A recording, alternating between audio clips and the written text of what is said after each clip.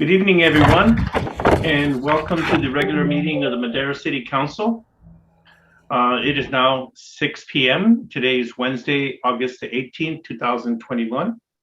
I hereby call this meeting to order.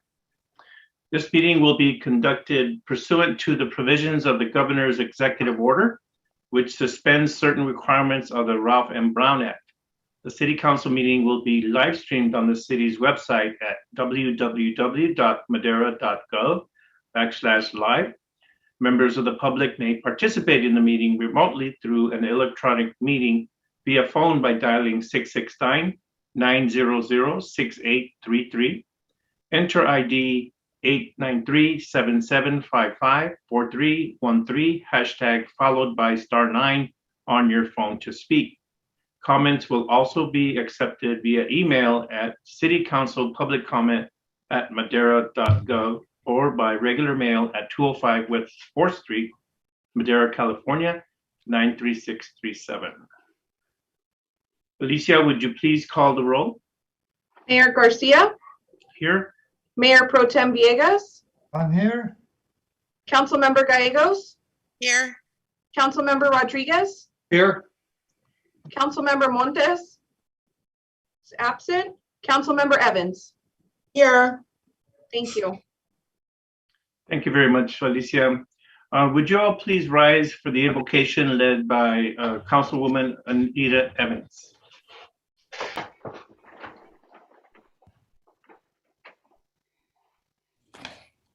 Gracious Father, thank you for this day, Lord. Thank you for bringing us here together today, Father God.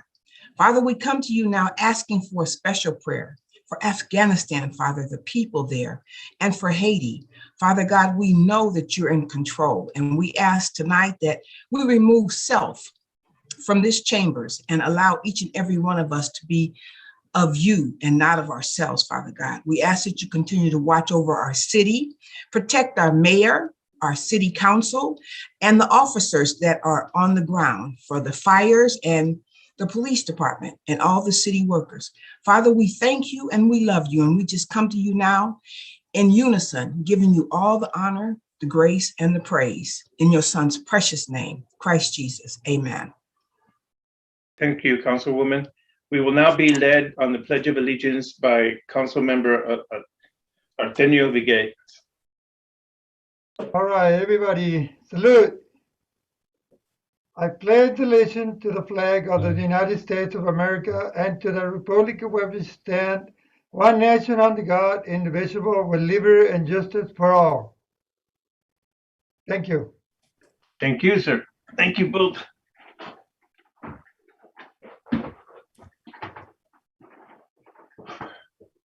We will now move on to the approval of the agenda. I'll ask my colleagues if you have any changes or want to make any changes or additions to the agenda. Mr. Mayor, I move that we adopt the agenda as presented. Second. I second the motion. I believe Councilwoman Gallegos beat you to the punch there, Councilwoman Evans. That's it's all okay. right. You can have the next one. No problem. Motion to approve the agenda by Councilmember Jose Rodriguez, seconded by Councilmember Cici Gallegos. Alicia, would you call the roll, please? Mayor, before we do the roll call for the record, Councilmember Montes is in council chambers. And to begin the roll call, Councilmember Gallegos? Yes. Councilmember Rodriguez? Yes. Councilmember Montes? Yes. Councilmember Evans? Yes. Mayor Pro Tem Villegas? Yes. And Mayor Garcia? Yes. Motion passes unanimously with 6 yes votes and 0 no votes. Thank you. We will now enter into public comment. The first 15 minutes of the meeting are reserved for members of the public to address the council on items which are within the subject matter jurisdiction of the council. Speakers shall be limited to 3 minutes. Speakers will be asked but are not required to identify themselves and state the subject of their comments. If the subject is an item on the agenda, the mayor has the option of asking the speaker to hold a comment until that item is called.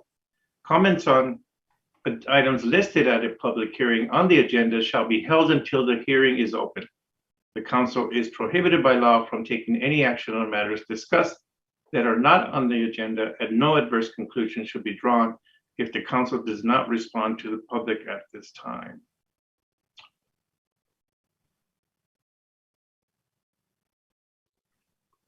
Alicia, do we have any public comment from? No, Mayor, I don't see any attendees on the phone, and nor have I received any written comments. Okay. Arnoldo, I'm not seeing, is Hilda here today or is someone representing her today? Yes, Mayor. She is here. Her video, it looks like it's coming on and off, but Hilda is here. Okay, thank you for that.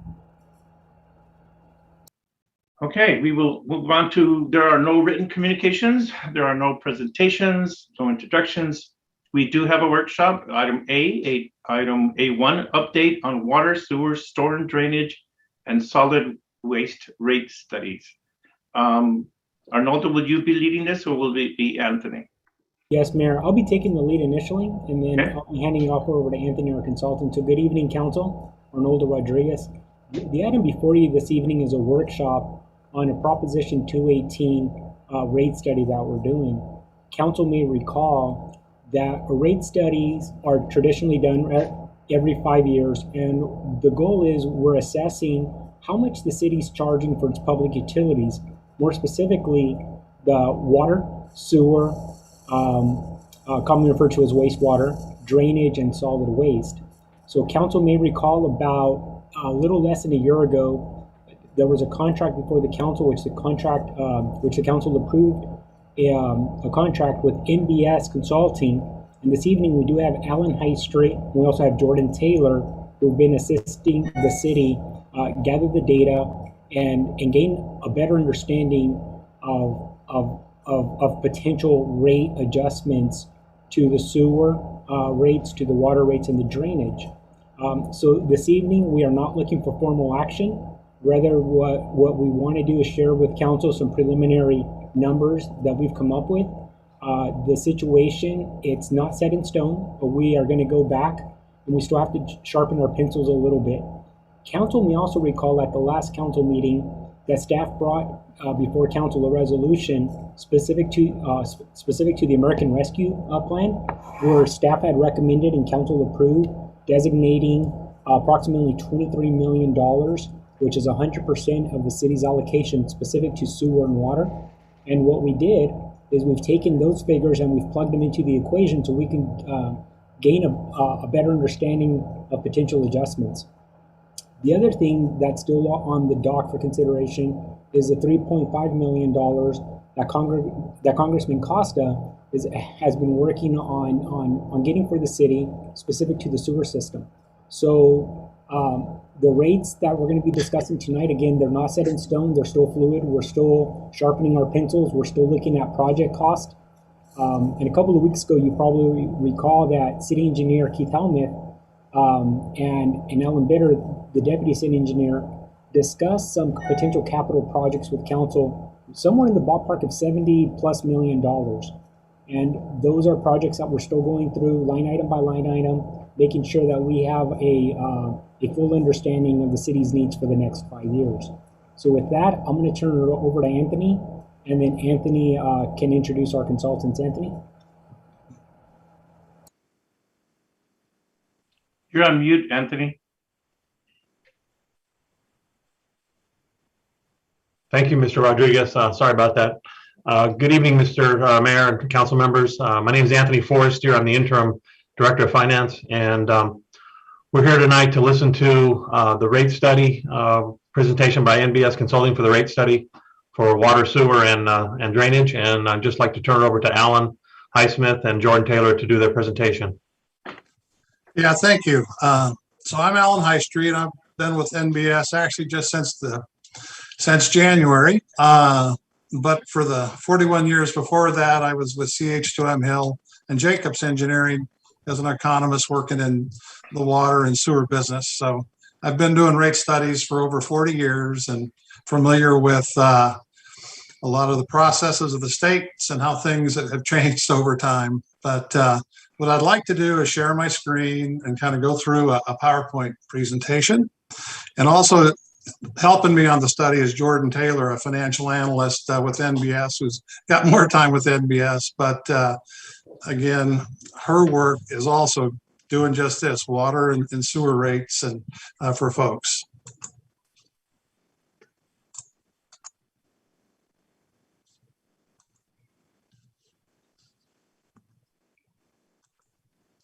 Okay, can everybody see my screen? Yes. Yes. Okay, thank you. So what I wanted to do was just go over a little bit of background and approach before we dive into the enterprises. And the three enterprises we're going to talk about are water, sewer, and storm drain. Arnaldo talked about the contract that we entered a year ago. The contract also included solid waste, but there's still a lot of uncertainty in solid waste as they look at some of the new regulations and what those costs are going to be. So solid waste rates are going to trail a little bit, but we're going to talk a little bit, like I say, on the water, sewer, and storm drain, and then kind of what are the next steps. As Arnaldo mentioned, this is, we're not really asking you to approve anything tonight, although there's one part when we talk about water rates, we're talking about some potential options you have in terms of how the rates are set up. So we'd like a little bit of feedback on that. But let's go ahead and dive into the background. So the background for setting user charges is really set by Proposition 218.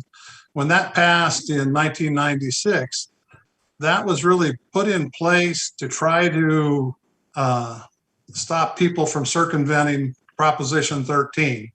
What had happened is was felt that many cities were moving general fund costs into the enterprises to recover because they just couldn't get the increase in the property taxes. So that was kind of the push to get Prop 218 funded. So what it really did is it limits the authority of local government to impose taxes, assessment fees, and charges, and basically requires voter approval for any increases in charges. But it's also very specific about charges having to be limited to providing the cost of service. And you really can't impose any charges into your enterprise fund for general governmental services available to the public that should have been covered by property taxes. Okay, so that's kind of been the change from that. Now, user charges for water, sewer, and solid waste are subject to a protest vote. And the protest vote is you have to send out a notice to everybody who's got an account, and essentially you need to have 50% of those accounts plus one of the accounts have to actually protest that, or you are able to increase the rates. Now, the user charges for storm drainage require an affirmative vote, and that's because storm drainage is property related. So what Prop 218 did is they had some flexibility in there for user charges for enterprises that people didn't have to accept to own their property. You don't have to have water service. You don't have to have sewer service or solid waste service. If you don't want it, don't sign up for it. Well, storm drainage is a whole different thing, right? As part of the, you're going to get storm drainage service because that's something in general related to the property. So you would actually have to have more votes in favor of an increase than opposed to approve an increase in your storm drainage rates. Now, Prop 218 allows rates for the enterprise to be set for up to 5 years.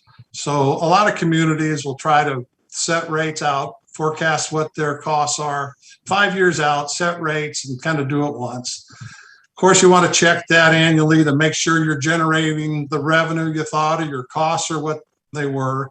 And if some of those have a mismatch, then a lot of folks will go back earlier.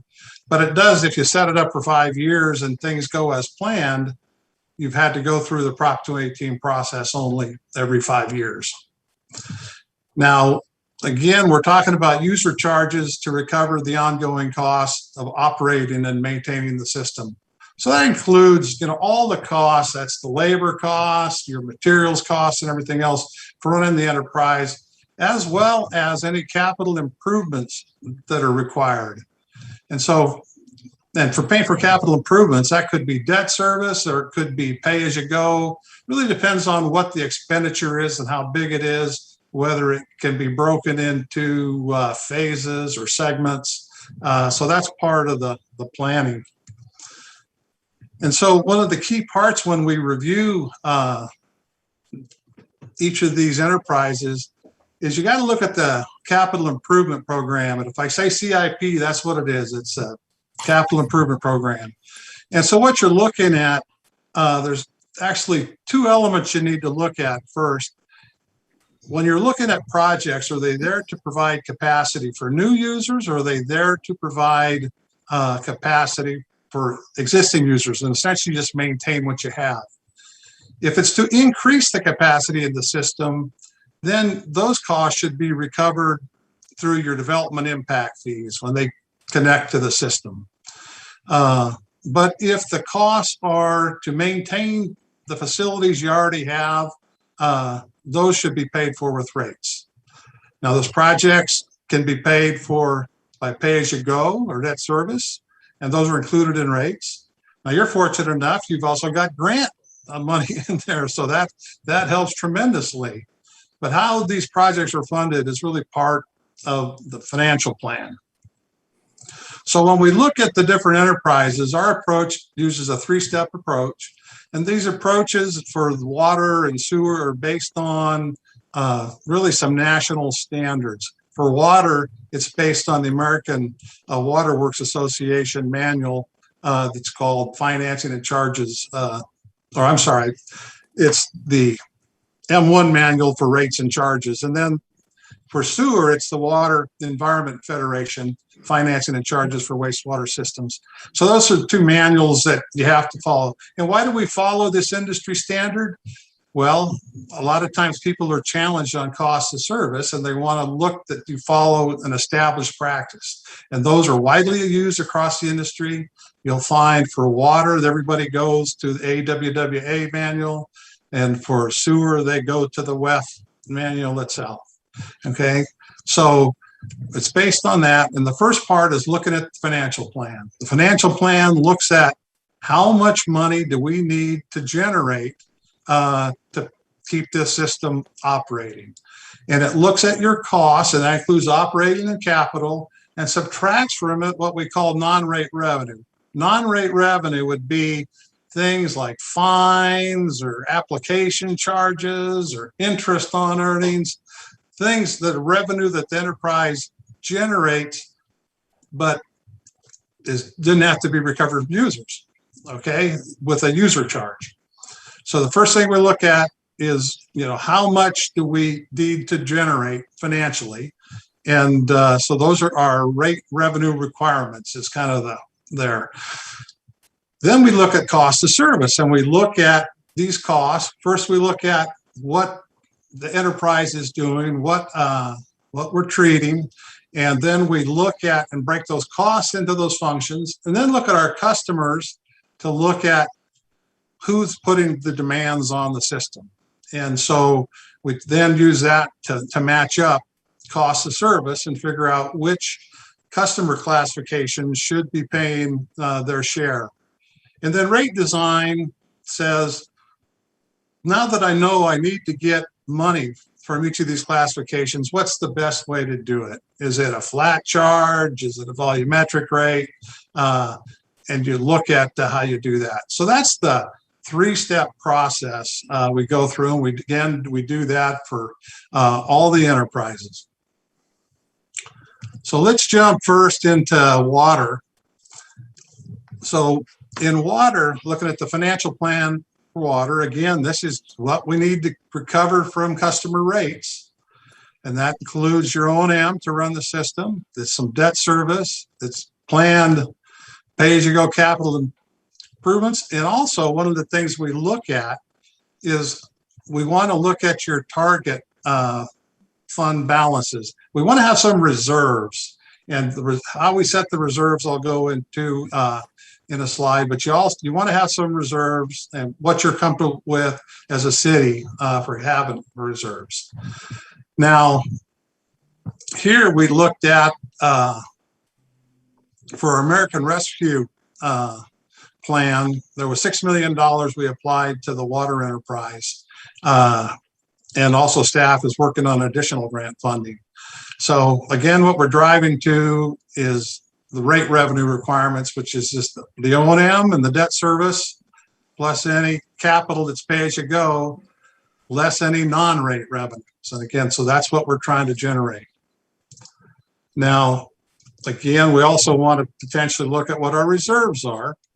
So when we look at kind of targets for an operating reserve, the operating fund target, we want to have 90 days of O&M there. And quite frankly, across California, that jumps 90 to 180 days. And it really depends how your costs are coming in. Typically, the folks that do 180 days may have a significant portion of their revenues coming from property taxes or things like that from tax rolls. So 90 days is what we used here. And then the capital reserve fund, we used 6% of net assets. And so that came out to about 3 million. And so that's really the book value of the assets for the system. The replacement cost would certainly be much greater if you had to go out and replace the system now. But, you know, we've used that for this calculation here. So we'd set up 3 million. And basically their reserve, they're consistent with other communities, and some of these values are kind of standard industry practices. So I'm going to jump now to a graphic that kind of shows these costs. Now, if you look at the graph in front of you, across the x-axis along the bottom are the fiscal years, and then up on the y-axis, up on the left, are your dollars. And the blue bars at the bottom are our operating expenses. The thin yellow bars are your debt service. The green is your pay-as-you-go, the rate-funded capital expenditures. And then you'll see a black line that goes across. That's what your revenues would be right now if you just held your rates the same. Basically, the revenues for the adjusted rates are right there. The gray line is what your revenues would need to be if you didn't have the American Rescue Plan. So you would have had to look at some increases there. And so you can see you had a whole lot of capital, but remember here we've got $6 million coming in as well to boost up our reserves from the American Rescue Plan. So if we look at our reserves, you can see where we boosted that reserve up. And then with our CIP that we were building, we obviously brought it right down and did that. So, I mean, that's what you want to do with when you get that kind of grant funding. You want to get that stuff in the ground. So that's perfect. And so you can see you're real close to your reserves. So you're a little below where you might want to be a couple of years out, but again, to me, not critical. Now, if I look at cost of service, when I look at cost of service for water, what we're doing is spreading our costs over kind of 4 functions there. And the first one is called capacity costs. And that's how much infrastructure you have to build to meet everybody's needs. And so that's typically looked at by how big are the meters that you have hooked up to it. And then the commodity costs are really just kind of your costs of getting water and moving it around. And, you know, that's kind of a variable cost. And then conservation, you know, what are you investing to conserve water? And then the fourth customer cost is really your accounting and billing and things like that that really aren't going to vary by the size of the bill. It doesn't really matter the size of the bill. It's going to take about the same amount regardless of how much water is being used to prepare the bill. So then we take these costs and we allocate those to customers based on their usage patterns and the numbers of accounts. So if we kind of look at where we're at here, we're dominated really by residential. You can see single families almost 66%, and multifamilies about 14%. Commercials just under 17%, and then a small amount of industrial irrigation. So if you're looking at how you're spreading the cost, that's where the costs are going. And then if we go to the rate design, when I look at rate design, what we're trying to do is make sure we follow cost of service. Again, we've got to be consistent with Prop 218. So therefore, it's got to be equitable and can't discriminate. It's also got to be easy to administer and for folks to understand what their bill is going to be. And also you want some revenue stability. Now, in the water industry, in 2015, the San Juan Capistrano court case, they were sued by a homeowners association that said their higher tiers didn't really show cost of service. And that's true. You know, if you look back over the last 20 years in California water, the state has really been urging communities to conserve water. And even when the city is doing the urban water management plan, you got points for having a volumetric rate and that had tiers in there that were sending price signals to conserve water. And so it was pretty common in the industry to have higher tiers that weren't necessarily cost-based. They were there to just send a price signal.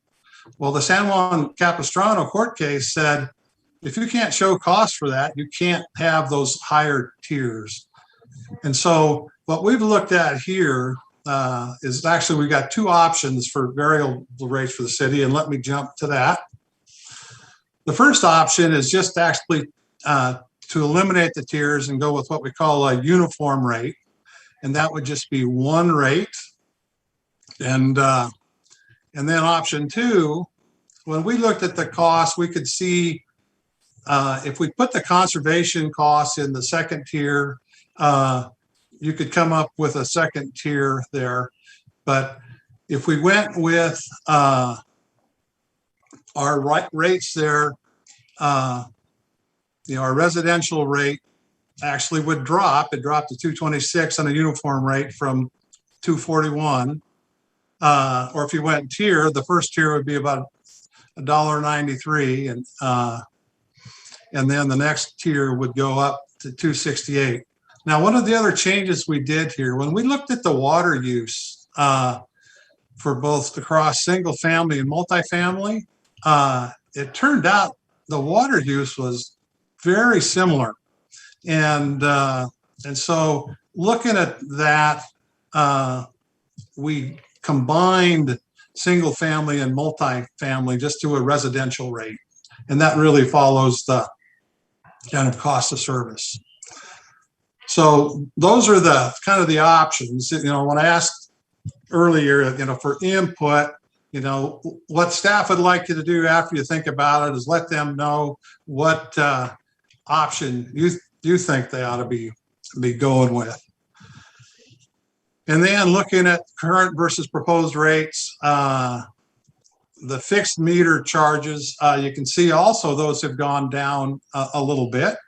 And then at the bottom, you've seen that before we just looked at that chart. So all in all, you see just a slight decrease. Now, if I was going to compare that, this chart at the bottom across the x-axis shows monthly water consumption in 100 cubic feet, and then up is the monthly bill.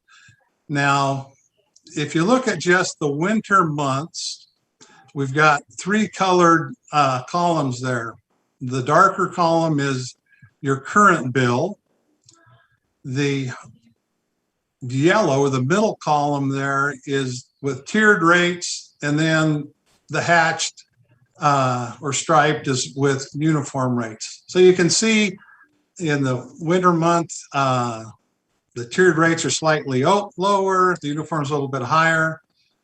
If we look at and that's because in the average winter, there's about 800 cubic feet that are used there. Across the year, the average is 1,500 cubic feet. And so if we average just the annual bill, the monthly bill, is shown there. And then summertime, you use 2,200 cubic foot on average.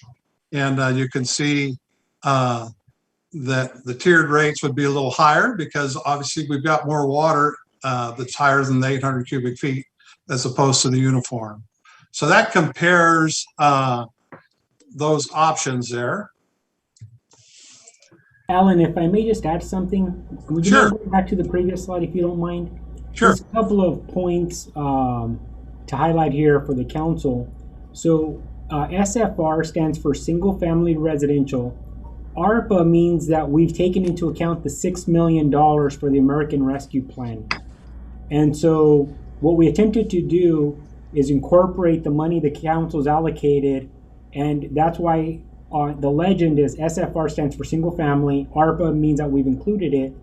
And then Alan, can you, HCF stands for 100 cubic feet. Can you provide the council with some context of an example of that? How much does a traditional single family home on average use? Just so the council can have some context. Well, over the course of the year, you use about 1,500 cubic feet per month, but that varies. In the winter time, about 800 cubic feet is the average use. Summertime at 22, and that the big difference between the 8 and the 22 is your irrigation, and so that's really the big difference when you look at those. Yeah, thank you for doing that, Alan. So if we look and compare the water bill to your neighbors, you can see the yellow and green there. Those are the Madera. So one shows Madera current, one shows what it would look like it was a tiered rate with the American Rescue Plan, the other one uniform. Now the two bars on the right that are still yellow and green are what your rates would have been if you hadn't gotten the ARPA funding. So without the $6 million from the American Rescue Plan, you'd have had a significant increase in those bills. But as you stand now, you can see that you have some folks that are lower, some that are higher. Notice in some at the bottom there with the communities, some folks have not changed their rates in a long time. We don't know if that they're due or if that's working for them. All we did is we went and just got their most current rates and then when those were actually set. And so part of that, the difference you see is the water supply costs are going to be different. And those folks that have good groundwater typically are going to be a little bit lower. Also depends where you're at in terms of your capital improvement programs. If you've got a lot of capital improvement, you're probably going to be closer on the right as well. So it's really a function of where your water source is in and kind of the shape of your system and what you've invested in it.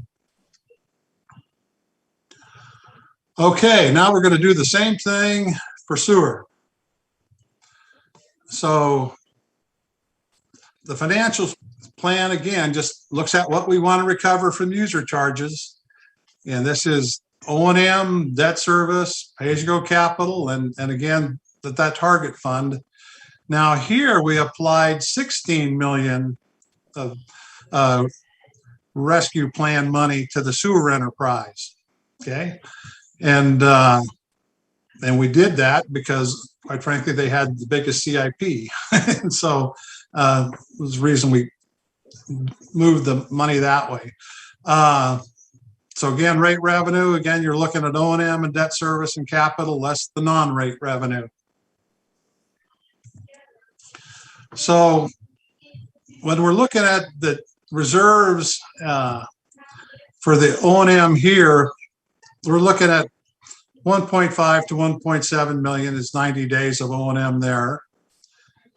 Turns out the net asset value for water and sewer are about the same. So we have about a $3 million reserve targeted there. And again, these are consistent with industry practices. So let's jump to the table here, or the graph.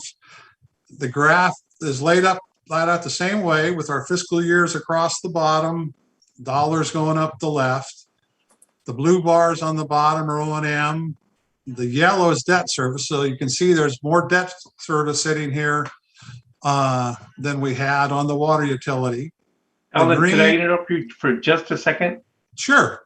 Councilmember Rodriguez, would you mind if we finish the presentation and then we address you? Yes, no worries. I just had a question since he was done with the water fund. I wanted to see if we can get a question answered on that last chart. Well, we do have quite a bit, but I guarantee you'll be the first to that we open up on. Okay. Thank you. Go ahead, Alan. Okay. So looking at where we're at for the sewer, you can see it's kind of the same graph. The solid black line is where your existing revenue would be. The dotted red line is where the rates would be with the adjusted rates. And then that top line would be kind of what your cash would have to be if we didn't have ARPA and had to really bump rates up. And when you get to the slide there at the end, you'll see what kind of that difference was on the rates. So that's kind of what you look at here. But because we had $16 million there, there's a lot of capital that was able to hold things down. Now, if we look at reserves, you know, we actually are pretty good in the reserves when we apply that $16 million and start working down the projects. We get our projects done and we still right about where we want to be on reserves. Okay, so we've gotten a lot of our project taken care of. But if you can look at where the reserves are and the CIP that we had to get done, we also that grant pretty much used up over the course of this study. Now, if I look at cost of service for sewer, you're looking at 4 categories. Again, customer costs are the same as water. Those are costs for accounting and billing that are the same regardless of what they are. But then flow and biological oxygen demand and suspended solids are the parameters that are used and tracked at the wastewater plant. That's what you got to treat for. Now, flow related costs are those costs of moving the wastewater around, having to be pumped, you know, that type of thing, moving it through the system. The biological oxygen demand and suspended solids are why you have your chemical and mechanical systems at the treatment plant that are taking care of that. And your plant is really designed to take care of those things. And so when you look at those costs, you can go through your costs and say, all right, here's our parameters. And then what we do is we look at the customers and what they're contributing to the treatment plant. Now that gets a little harder than just tracking a water meter, right? Nobody's got a meter on their sewer. So what we do is we look at the winter water use to get an idea of the flow related costs, because typically there's no irrigation. And so that water that's used during the winter time is a good proxy. And again, that's pretty much an industry related standard to estimate flow. But then the biological oxygen demand and suspended solids, we have some older criteria that was put out by the State Water Resource Control Board. And then actually some of the very large utilities such as East Bay Mud, LA County Sand District, San Francisco, do some studies for different commercial classes to find out what those strengths are. And basically what we then use those strengths for, those typical strengths for customers, we look at what those loadings are to the plant so we can proportion those costs back. And so if we kind of look at the results here for the sewer, it's kind of the same thing. You've got single family and multifamily are the larger contributors to the plant. So you've got really 80% from residential and about 19% from commercial and just a smidge of industrial. And so when we look at rate design there, we kind of follow the same process. Again, we want it to be equitable and non-discriminating, but also easy to administer and stability. So the way you're currently billing right now makes sense. And so, we didn't make any changes there. Now, if we look at the proposed rates for sewer, you can see that for single family, it's actually slightly down in the first year and then goes up. Now, multifamily went up quite a bit more. And why did that go up when single family didn't? Well, as I mentioned before, when we look at water use, wintertime water use, there was a big or there wasn't a big difference between single family and multifamily. And so you're really anticipating, more loadings for multifamily than that was done in the previous study. And that's why that went up. And then here's your range for your non-residential. At the very top line there's a fixed monthly charge for all the commercial and then their volumetric rate tied to their water use. And again, that tied to 100 cubic feet is 748 gallons of water. And so those are the rates there. And then if we just kind of look to see how your bills for single family change over time, you have a slight increase there. And most of that increase is really due to just escalation charges in your operating costs. So that's really just tracking kind of right along with inflation. Now, if we look at where you are compared to your neighbors, you can see Madera's right in the middle of there in green with the current rate compared to the proposed rate with ARPA. But if you go to the far right, this is what your rate would have had been is if you hadn't gotten the American Rescue Plan funding, you'd been looking closer to $60 and at the high end. And again, why are some of these folks lower? It's hard to say. It could be that some of these have gotten grant funding in the past.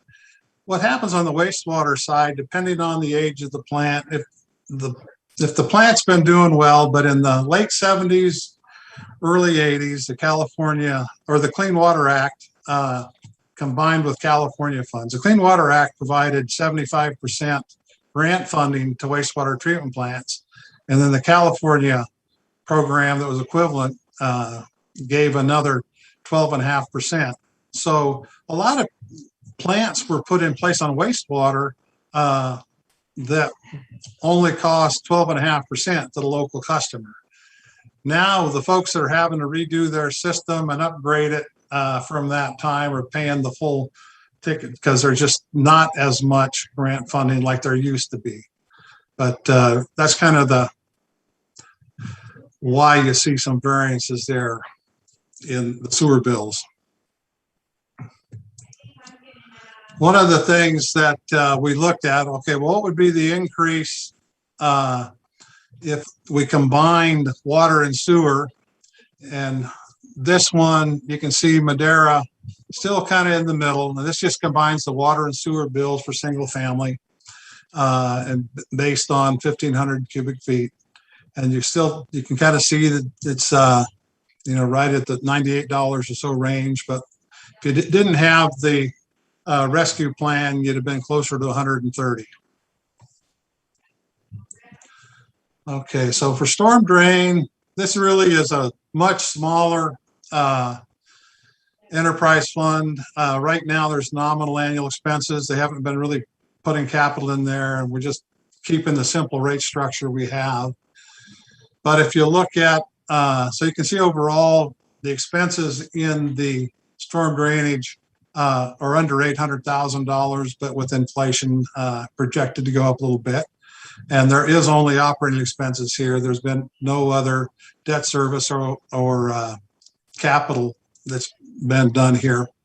And but if we were going to put in an increase, you can see the dotted line of what the revenue would be with the increase. And the reserve it really just kind of stays the same. But the rate would go for single family from $2 a month to $2.81 per month. And you can see the comparable increases for multifamily with less than 40 units and the non-residential. Okay, so where do we go from here? So just again to give you an overview of the Prop 218 process, once it's decided there's some rates that staff wants to bring forward to you and you agree on, what we would do, the ballot requirements are, we would send the notice to all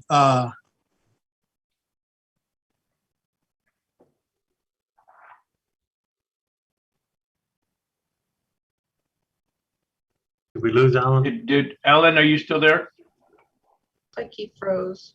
I think we lost Alan. Jordan, are you? Do we have someone from his office here? I thought I heard you say someone here.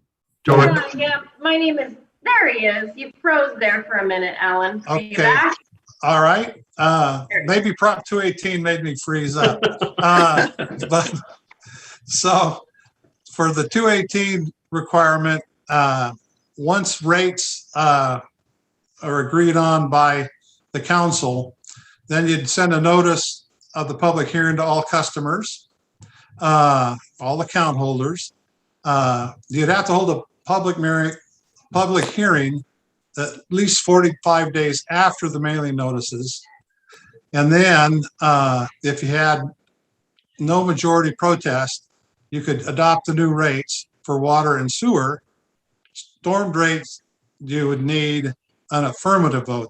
You'd have to have more people vote for it than against it. So quite frankly, that's a relatively iffy deal. It's going to be hard to get more people voting for it than against it. But some kind of the next steps, then staff will return to the council for formal action once the rate studies are complete. And then you'd have to approve the rate studies and proposed rates. Then we'd start the process. And then again, you have to mail those notices and set the hearing date. And then, at the hearing that takes place after 45 days, if you count the protests and they don't equal 50 plus 1, then you would go to a rate resolution to actually implement the new rates. So you'd still need to do that. And I should tell you this, basically the Prop 218 notice sets out what the maximum rates you can charge would be. Council always has the prerogative to charge less than's in the rate hearing if it's been approved. But you can't go above it.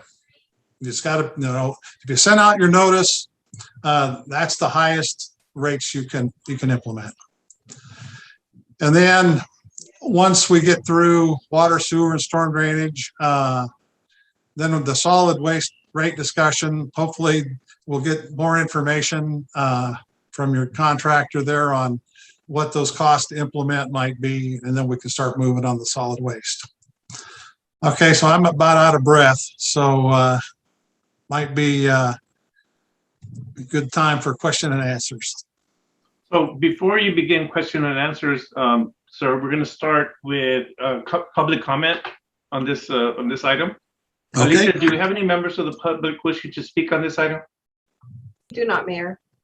Do we have any written comments from members of the public? No, we don't. Thank you very much. I will now close public comment for this item. Now I will ask for my discussion from my colleagues. Councilmember Jose Rodriguez. Yes, thank you, Mayor. Ellen, I think you might have answered the questions in regards to the different rates between cities in that chart that you showed with the water enterprise fund. I did, in analyzing that chart, I could see that the differences in rates could vary from $30 to $70. And, you know, like in Selma compared to Clovis, and at times is twice as much. But I think to your point, you mentioned that a lot of these cities could be in the process of maybe updating their charge or updating their fees. But you mentioned also that this has to do with good groundwater and or less debt service. Is that correct? Yeah, so in some cases, oops, I'm sorry. So what will happen is, you know, the determinants on your rates are your costs. And some folks, if they have surface water, especially, and you have some communities on the east side, for example, that are looking at surface water plants. If those get implemented, that's going to be a lot higher than groundwater, right? And so that's going to go up. Also depends on kind of the age of the system and the capital improvement things you do there. So, you know, that's also part of it. And so, you know, it's hard to tell when you get in there, but, you know, Turlock could be, you know, up there on the right-hand side. They've been looking at their surface water, you know, and so, you know, that's a challenge there. So do you see more challenges with these folks on the right obtaining water, groundwater, meaning that they have to provide infrastructure to get water? And what I mean by that is just the cost of wells and possibly looking around what's happening with droughts and the tables lowering in our region. Do you see that being a factor here? I'm assuming that should be something that's a factor to these rates. Yeah, so one of the things for groundwater, and Keith can probably chime in here too, but a lot of the valleys being impacted by the Sustainable Groundwater Management Act and those requirements by 2042 to essentially get to kind of a safe yield. And so some communities are going to have to cut back water. Some of those folks have been looking to transfer in surface water to take care of that. So yes, you'll see that really over the next 2 decades as people may have to change the blend of their source water. Yeah, and one last question, and I'm not sure if you may be able to answer this or not, but in the midst of debt service, you know, I know that cities are reluctant to take on any more debt service, but in a case like this, would it behoove a city like ours to take on some additional financing, maybe bond some of this money so that our tiers, our rates don't increase as much, but kind of blend them in?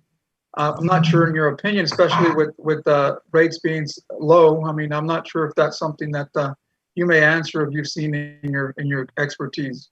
Yeah, just over the course of the years, normally that makes a lot of sense. And when you're looking at your capital improvement plan, you know, to try to avoid large rate increases, you know, debt financing some capital improvement.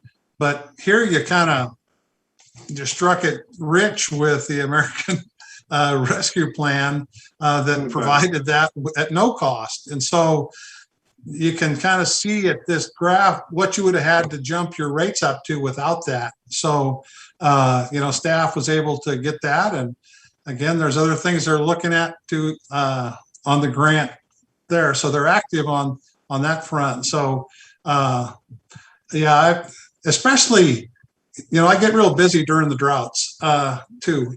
And so you're in a very fortunate situation here where you can kind of keep your rates about the same just because of the rescue plan without having a significant change. Because here's the other thing that's happened that,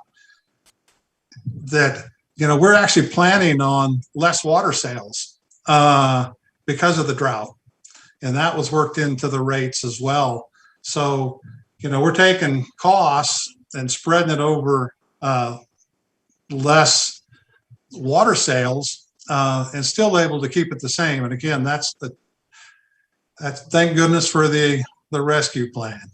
Well, thank you. Appreciate your presentation, Alan. Again, I think this is some decision that the council will have to make at some point in the future, especially if rates continue to increase. I know we had a boost from the American Rescue Plan, which certainly helped, but that only helped with 1/3 of the total sewer and water funds that we have here, and there's a lot more. So maybe something to consider in the future as far as the carrying an additional debt service. But thank you again for your presentation. Yeah, I just wanted to make one point though is a large part of your costs are operating, and those can't be debt financed. Those got to be covered. So right now you don't have a significant rate increase for kind of the debt service or the CIP. You're actually with the rescue plan. You're kind of getting by here a few years without having to dip into your own pocket. Well, at the same time, you're upgrading your system, and so that's a win-win. Thank you.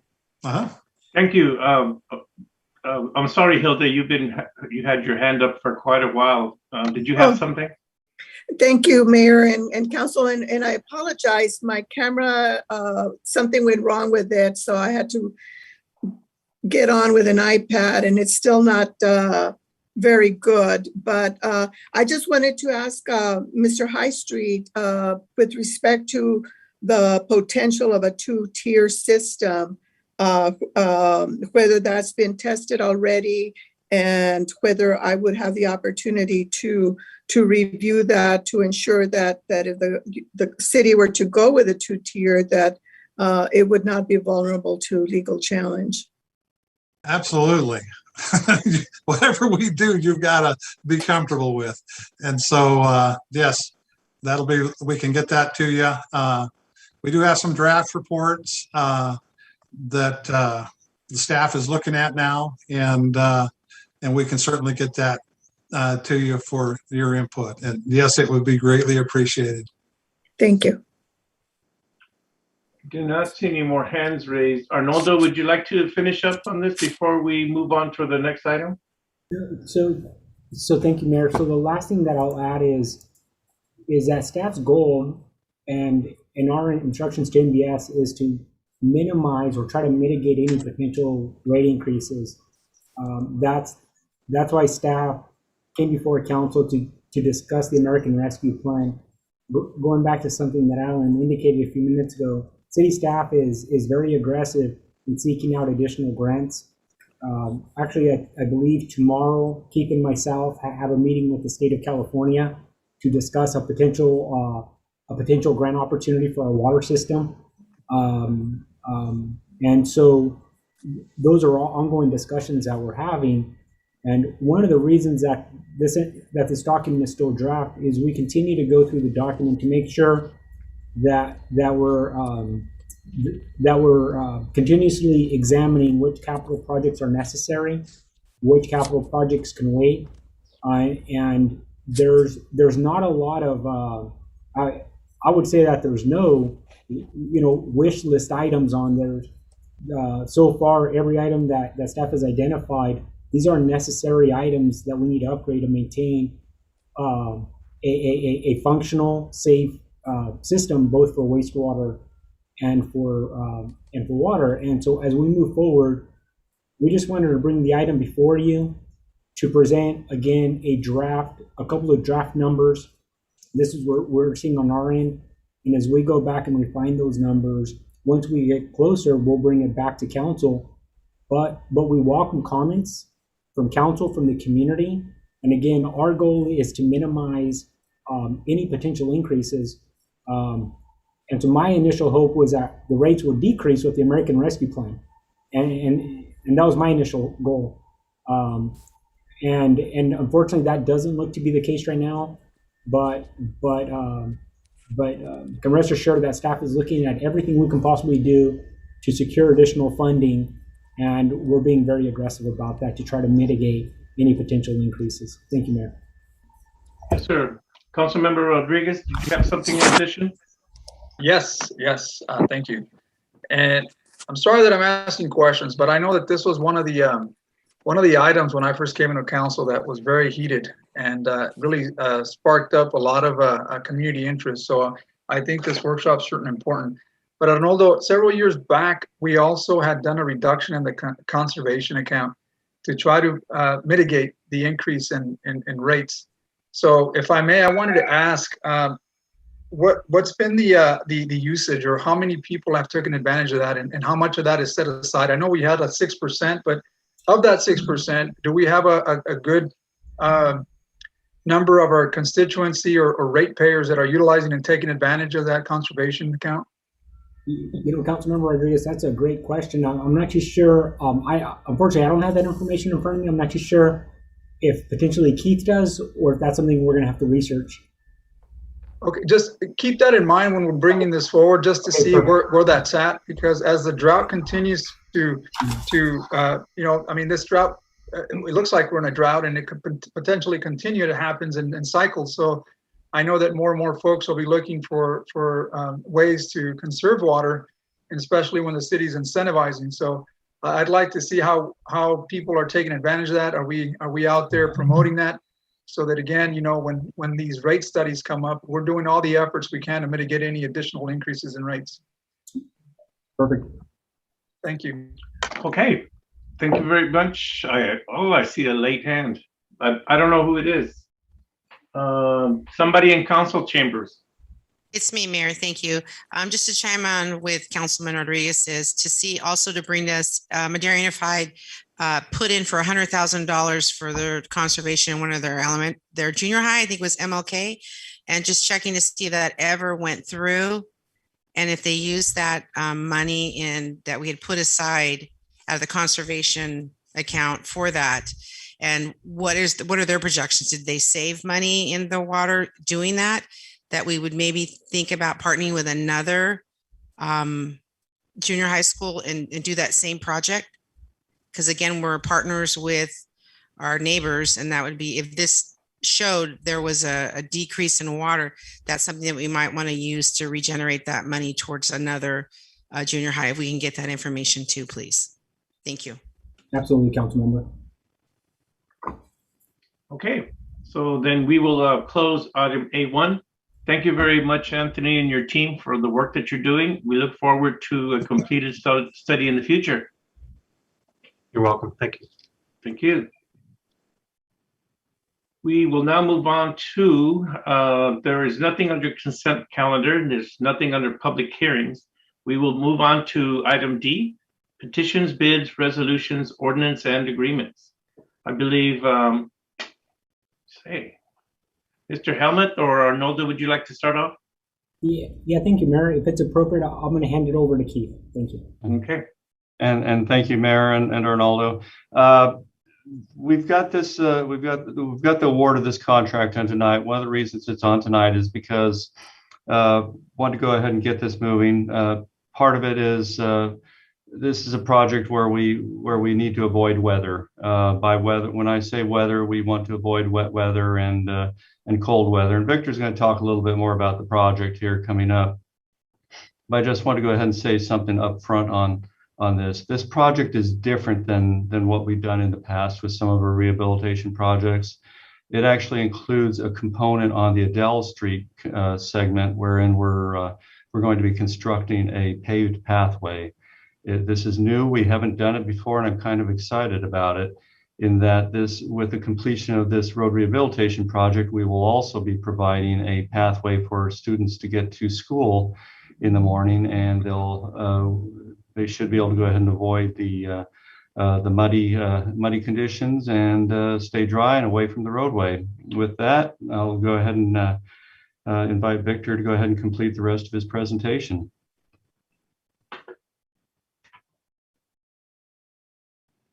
Victor, you're. I was unmuted. Sorry about that. All right. So I'm here to present another contract award. As you can probably already tell, I've been here a couple of times now. I would like to actually express our team members. Everybody has been working really hard. I'm gonna say that the engineering department is on fire. Here is a visual representation, I would say, of our department. Little comedy there, with the fire department coming to our rescue, of course. That's what happens when the chief is out of town. Exactly. All right, now I'm gonna go deep, more on the detail about the project. We advertised the project back in July, open bids in August. There were 3 bidders that provided proposals for this project. Emmett's Excavation was the lowest bidder. More background about the project. There's approximately $1.35 million worth of RMRA dollars that's funding the project. $300,000 of Measure T, with a total anticipated construction cost of $1.5 million. So the current status of the project is award of contract during tonight's meeting to Emmett's Excavation, Inc. If it's awarded tonight, the anticipated completion for the project is estimated to be December 2021. That's, of course, if there's no problems during construction, which is almost never the case. Lastly, this is a map representing all of the locations that we're building. As you can see on the map, it's pretty massive. We have construction going all around town. Just to give you an idea, it's about 11 miles worth of rehabilitation around town. As Keith had noted earlier, we will be providing a asphalt path for pedestrian along Adele Street. All right, just give it a quick moment to take the map and take a snapshot with your eyes. All right, lastly, we are recommending the council to award the project to Emmett's Excavation with a total amount of $1,364,000 and $258. There you go. I'm going to open it up for questions now. Before we begin to the questions from the council, Lisa, do we have any members of the public wishing to speak on this item? No, Mayor, I have no written comments and we do not have any attendees. Alrighty, thank you very much. I will now close public comment on this item. I will now ask for discussion from my colleagues. I believe that, who do we have? Hold on a second. Ms. Bitter? Yes, thank you, Mayor. I just wanted to clarify, perhaps with Victor or Keith, does this item also include a budget amendment for the award of the project? I believe that will be Victor, and I do recall that there was a budget amendment, right, Victor? Yes, in addition to this, we are requesting City Council to allocate additional funds to the project in the amount of $250,000. So what ended up happening is we were aware about the fact that the project was going to be more than the original project budget, but we did recognize that there was additional RMRA funds available to fund similar type projects for seals and overlay. So during the bidding process, we did decide to to allocate the additional funds at the time of award. Victor, the funds we're allocating, we're advancing from next year's funding. Is that correct?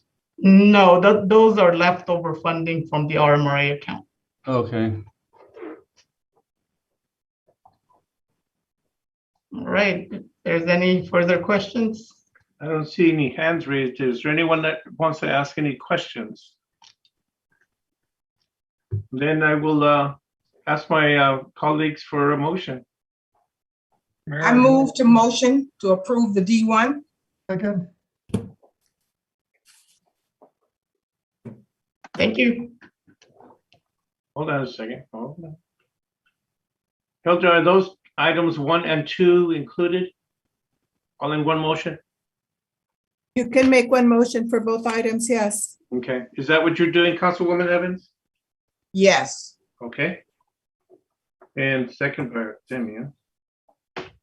Okay. Motion to award, to approve item D1, sections 1 and 2 by Councilwoman Evans and seconded by Councilmember Villegas. Alicia, would you call the roll, please? Councilmember Gallegos, Yes. Councilmember Rodriguez, Yes. Councilmember Montes, Yes. Councilmember Evans, Yes. Mayor Pro Tem Villegas, Yes. and Mayor Garcia. Yes. Motion passes unanimously with 6 yes votes and 0 no votes. Congratulations, Victor. You had a little humor and things moved quickly and you get your thumbs up. Thank you. Thank you, Victor, and also Keith. Thank you for your report. Good job. We move on to item D2, Professional Planning and Environmental Review Services Agreement with QK Inc. I believe, Mr. Conte, you have this? Yes, Mr. Mayor, and good evening, Mr. Mayor and council members. I'm here today to present to you a request to correct a prior contract that was awarded to QK based on some discrepancies and concerns about conditions in the contract itself. And if you would like, go ahead and share my screen and we'll get on with the subject matter.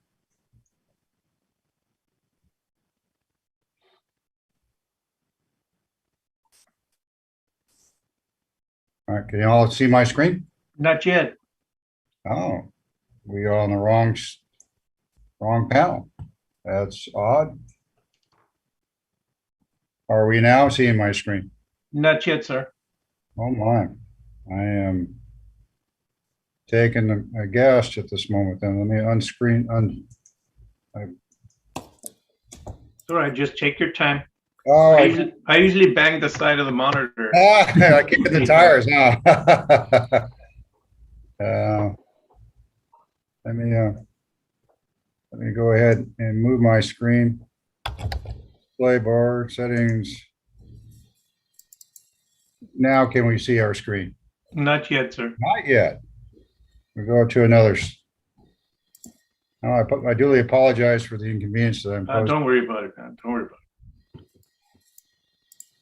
Maybe we can get that fire truck up again, Victor. Yeah, that was classic. And the screen is still not showing. I've got all 3 of my monitors representing. Oh, there we go. It's. Oh. I think it's coming. Are you seeing it? Here we go. There you go. All right. Got it. I guess, Gary, I'm actually sharing my screen, Gary, so just tell me next slide. Oh, well, thank you. Now you're, I appreciate it. Thank you all, Nalo, for taking the controls of the panel. This is a little bit like The Outer Limits, I guess. You all recall that old television show. You're dating yourself. I mean, I do remember. I do remember. Black and white television, you know, we all had to go up there and turn the channels ourselves. Anyway, next slide, please, Arnaldo.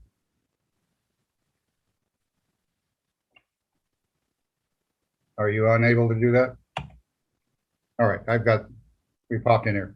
Let me give you a little summary. Of course, you all are aware that the planning department continues to receive an unprecedented number of land use entitlement applications that has been impacting our abilities to be responsive in the applications that we receive in a timely manner.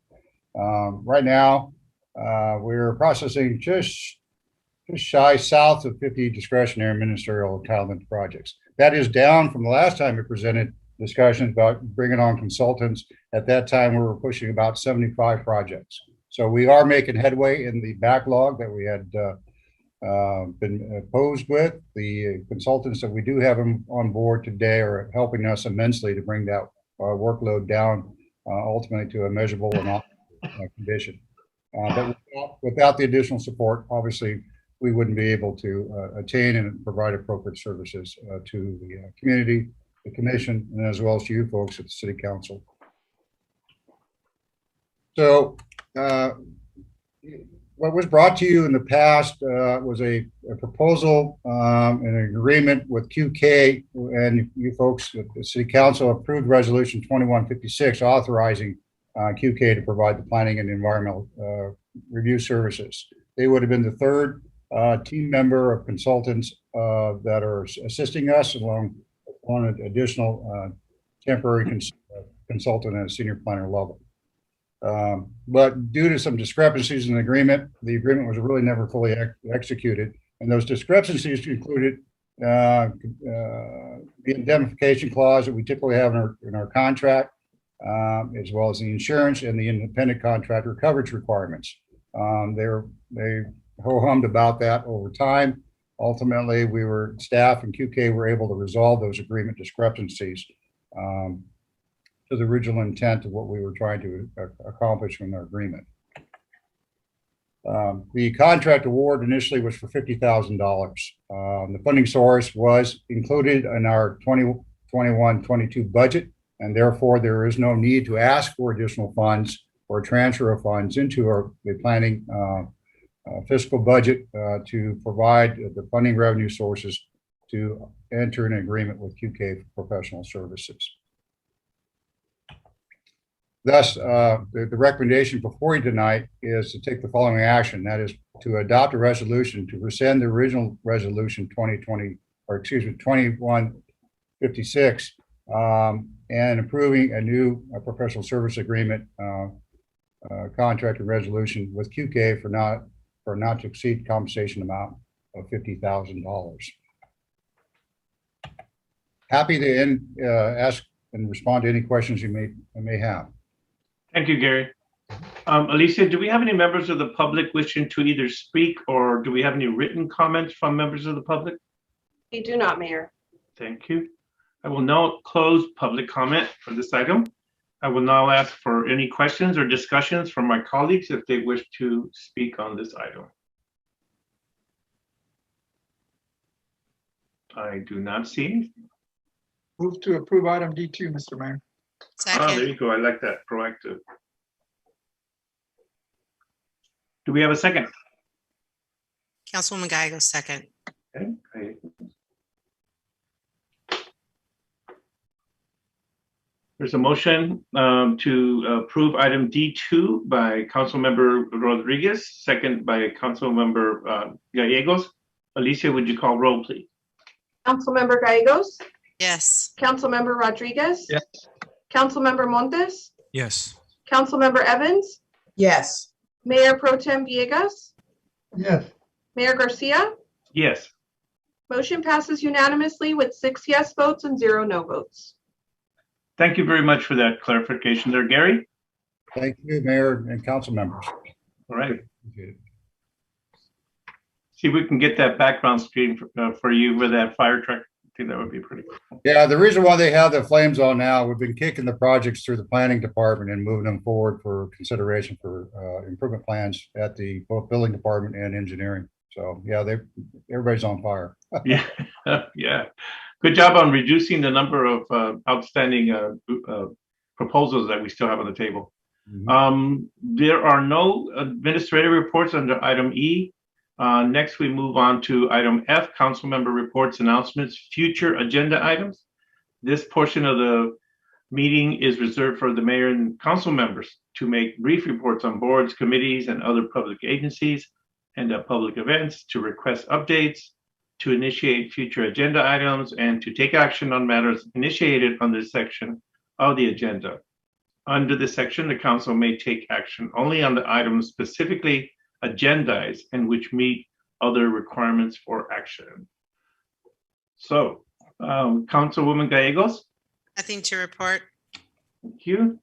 Councilmember Rodriguez. Yes, thank you, Mr. Mayor. I just want to take this time and opportunity to acknowledge that this Monday we had a visit with Congressman Jim Costa. Some of the council members and again staff were there, so I wanted to thank them for making this happen. at that moment, we had the opportunity to thank Congressman Costa for the appropriation of a lot of these funds that came into our enterprise funds that we're using for the American Rescue Plan, and also for helping us with the funds that will be allocated hopefully here for the widening of 99. So with that, those are my comments, Mr. Mayor. I want to thank everyone that was in presence as well. So thank you. Thank you, sir. Councilmember Montes. Yeah, Mr. Mayor, I want to ditto those comments from Councilmember Rodriguez. Thank you, staff, for giving us a tour and showing us, what our wastewater treatment plant does, and also thank you to Congressman Costa for showing up and appropriating those funds. They're going to be well spent. Those are my comments. All right, thank you, sir. Councilwoman Evans. Yes, I also want to ditto, so I'm going to just jump on the back of Councilmember Rodriguez and also Montes, and saying that, yes, the water treatment plant is quite needed. The funds that are being used there are very well spent. Also, I want to say thank you to Keith and the engineering department for the streets being paved over on Adele Street, even though I know it's in Councilmember Montes's district. The students at James Monroe, which is in District 4, will be utilizing those streets. So thank you very much. I know I've been contacting you as well as our city manager, Arnaldo. So I thank you guys so very much for getting those things done. And to the staff, thank you. And to everyone else, have a good evening. Okay. Councilmember Villegas. Yeah, thank you for all the comments about the meeting with Mr. Costa, and that's a great things where we getting help from the state. And also, I want to introduce to the agenda for the future items. I request that to go into the agenda 3 items of sidewalks in my district. One is in the South I Street, east side in Olive Street. And the other one is on South Madera Avenue, east side sidewalk. We have 3 different spaces that need to be, we need a sidewalk in South Madera Avenue between after the Car Junior all the way south. Another project, sidewalk, the people request is on Pecan east on Pecan, starting from Burnett. On the north side, there's no sidewalk at all. So this segment start on Burnett, north side, and Pecan all the way to Golden State. Before the overpass and to the freeway and going east. So I request to put it on the agenda for discuss in the future. Okay, thank you very much. As far as my report, I only have one item now that we've discussed. Congressman Costa coming into Madera, and we acknowledged him for the monies that were being donated, given to us from the federal government. Is that there was a food drive and a backpack distribution held this week with the United Domestic Workers. They're the in-home care workers that are based here in Madera County, and they give away food from the Madera County Food Bank, and they also gave backpack to children. So I just want to acknowledge their contribution to our local community. With that, we will close the council member reports.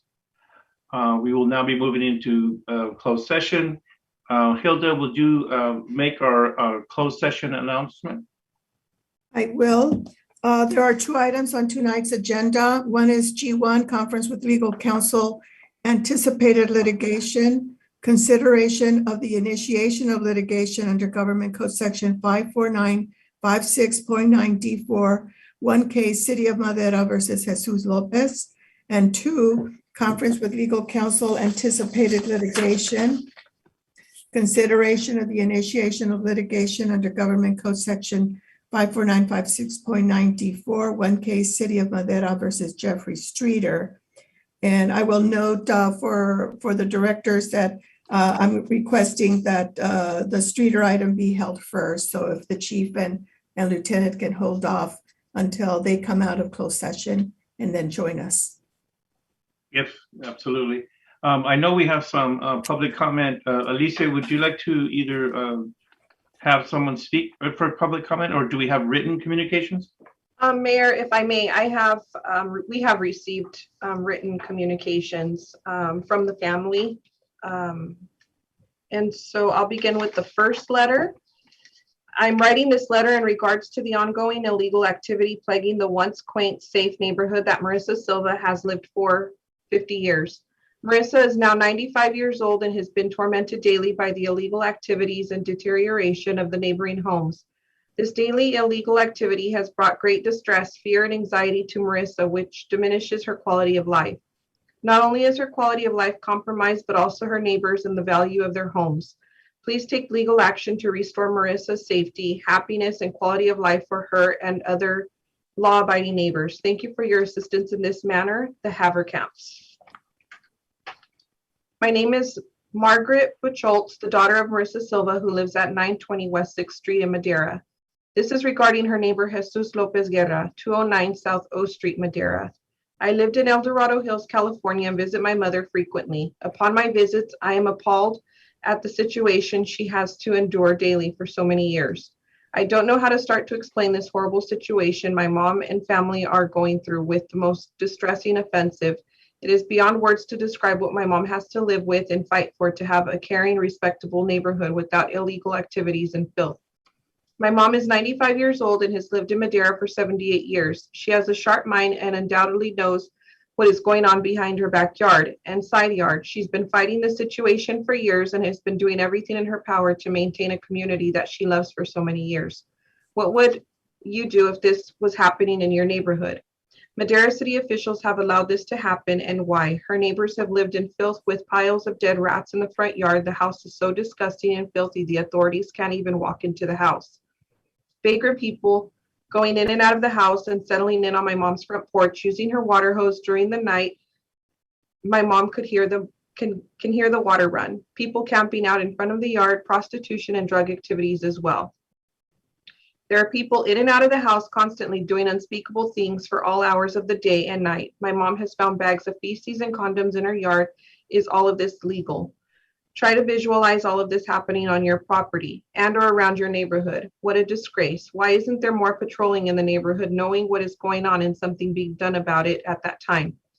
The authorities know what is going on. These are all the illegal things that are happening now. Also, Madera High School with all the young kids walking back and forth to school. This is so unacceptable.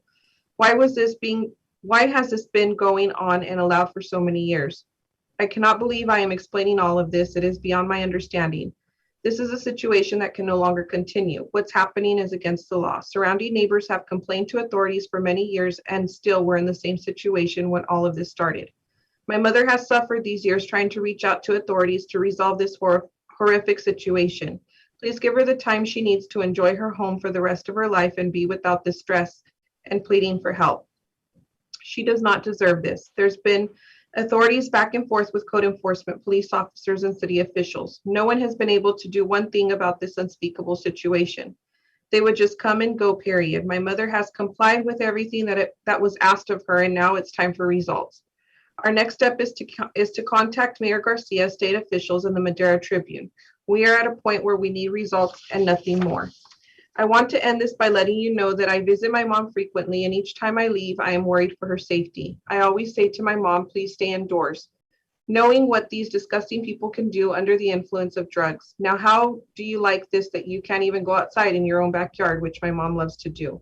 I live in El Dorado Hills and have never seen anything as appalling as this situation. Last but not least, I want to mention that I was born and raised in Madera.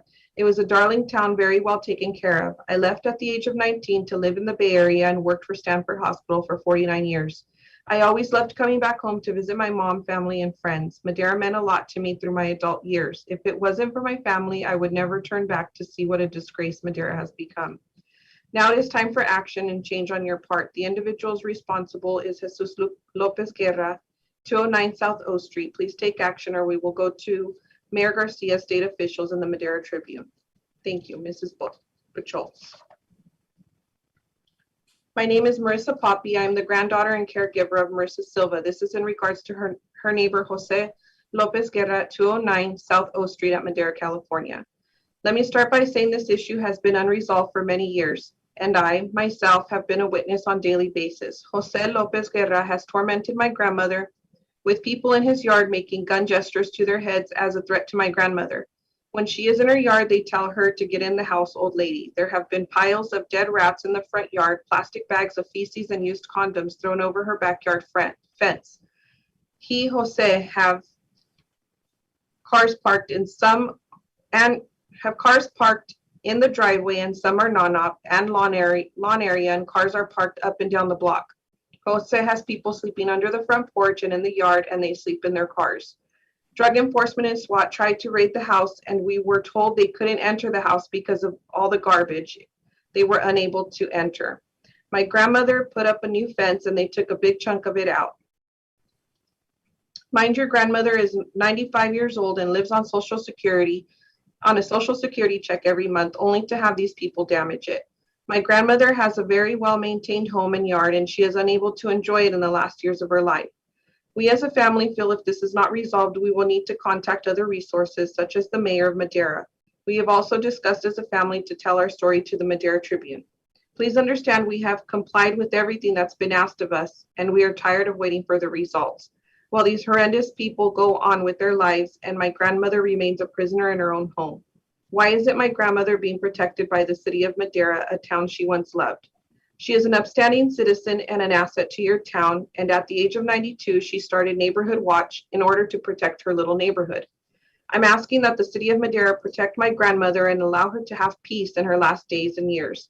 One last thing, it is very apparent that there is drugs and prostitution happening on Jose's property. Men and women coming and going in and out all day and night. Please help my grandmother. My name is Jeanette Chambers. Alicia, are all these comments are in the same vein? Do they all address the same issue? Yes. Okay. So what I'm going to do is I'm going to go ahead and suspend these comments since they seem to be all generated with this one subject. There is no other subject under this public comment other than Mayor, can we at least have Ms. Gonzalez recite the names of the requested speakers so that they have similar comments? Yeah. Similar comments were received from Jeanette Chambers, who is the daughter of Marissa Silva, and from Sue Gonzalez, who is married to Stephen Gonzalez, who is the son of Marissa Silva. And they have also provided photos. I don't know if you want me to share those photos. We can see the photos. It's part of public comment, Mayor. That is different than the rest of the comments. Okay, that's fine. And give me 1 minute while I share my screen.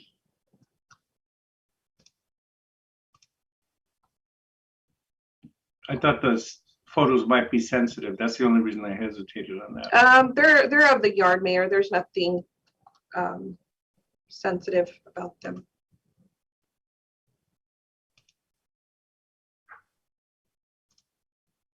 Are you able to see my screen? Yes. Yeah. Okay. So that's one photo. I believe that's of the neighbor's yard.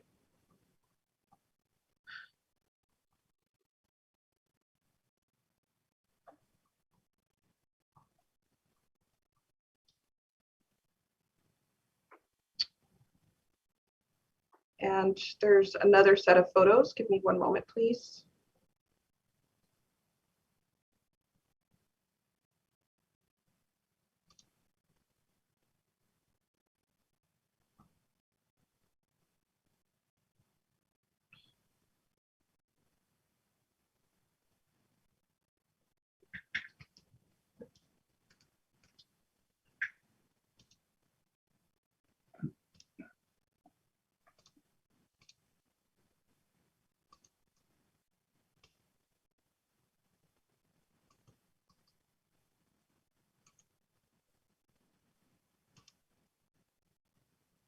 I'm sorry. Am I showing my son? My apologies. Cute.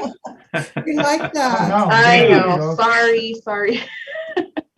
And here are 3 additional photos for council. This is also the neighbor's property.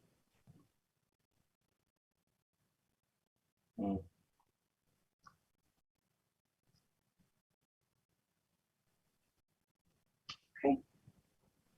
And I'll go ahead and stop sharing my screen.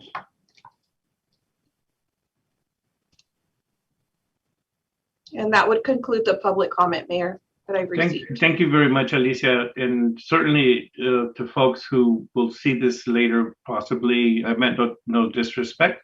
It's just that we understand the content of the comments and that they're all being generated by one incident. So rather than take too much time, I felt it was necessary to cut it off. So at this time, we will now convene to close session. For all of you that are leaving us tonight, staff and friends, thank you very much for joining us.